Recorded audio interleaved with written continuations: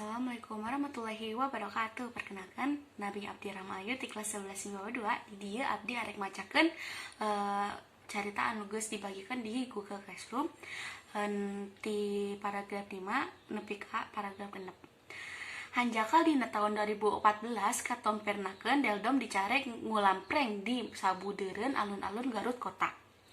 Lain ku pamerintah eta teh, tapi ku pangurus Majelis Ulama Indonesia daerah Kabupaten Garut. Cenah geus ngotoran alun-alun lantaran tai domba ngampar teu palire.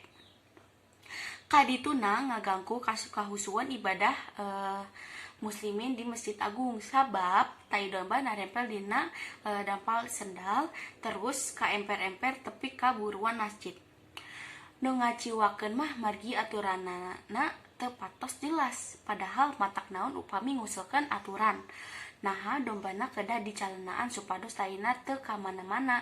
Atanapi kumaha wae saena lah pamiki mah kapanan teu janten solusi ka tukang dildom. Ceuk tukang dildom liana Agus 40 harita. Pon kitu keneh di alun-alun Ciamis beuki dieu teh dildom beuki langka. Tapi di Ciamis mah lain alatan dicarek. Suning kadese ku beca cinta.